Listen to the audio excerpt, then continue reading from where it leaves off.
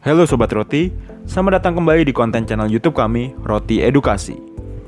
Pada konten kali ini, kita akan membahas part demi part pada mobil kalian dan menjelaskan fungsi-fungsi dari part tersebut. Konten ini akan kami up setiap Sabtu jam 10 pagi di channel YouTube Roti Automotive Parts. Oke, pada episode kali ini, kita akan membahas part penting lainnya pada mobil, yaitu busi. Yuk, tidak perlu menunggu lama lagi, kita masuk ke pembahasan. Busi yang berasal dari bahasa Belanda yaitu bogie, yang artinya suatu suku cadang yang dipasangkan pada mesin pembakaran dengan ujung elektroda pada ruang bakar.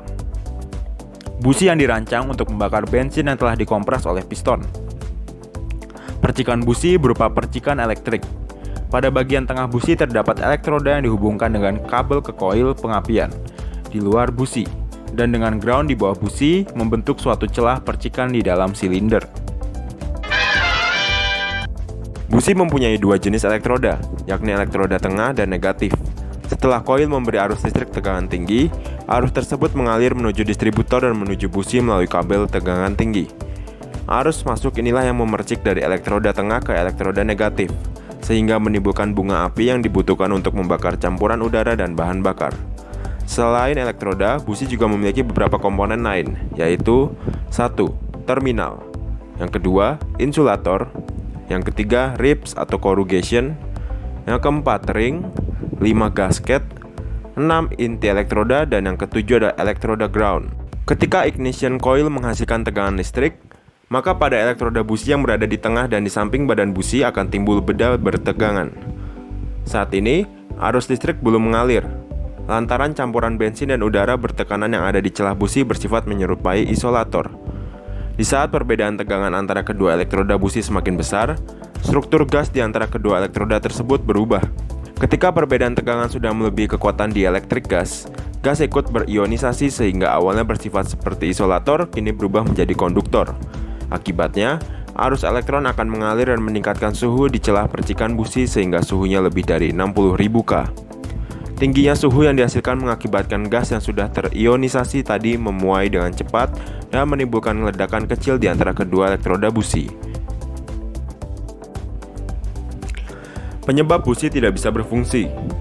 Busi dapat mengalami masalah hingga akhirnya tidak bisa berfungsi seperti normal.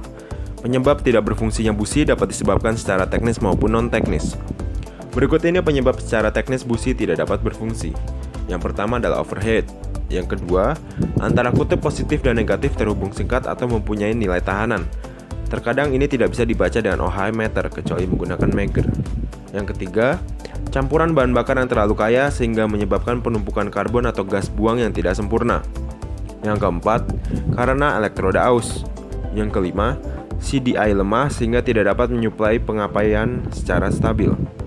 Yang keenam, isolator keramik pada busi retak atau pecah. Yang ketujuh, tegangan output coil yang terlalu tinggi sehingga loncatan elektron terlalu besar. Yang kedelapan, salah spesifikasi, misal untuk harian memakai tipe dingin, padahal idealnya memakai busi tipe panas sehingga suhu kerjanya tidak sesuai. Dan yang terakhir adalah knocking, sebab busi mendapat tekanan ledakan sebelum kompresi puncak dan waktu percikan api keluar. Berikut ini penyebab secara non-teknis busi tidak dapat berfungsi. Yang pertama, terkena air sewaktu hujan atau sedang dicuci.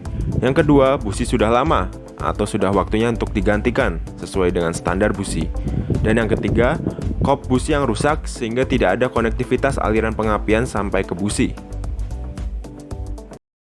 Terima kasih telah menonton video ini. Semoga materi yang kami bawakan ini memberikan manfaat untuk Sobat Roti semua. Jangan lupa untuk klik tombol subscribe, lalu aktifkan notifikasi lonceng, like, serta share video ini kepada teman-teman kalian agar semakin banyak yang mendapatkan info menarik ini. So, see you in the next video and bye-bye.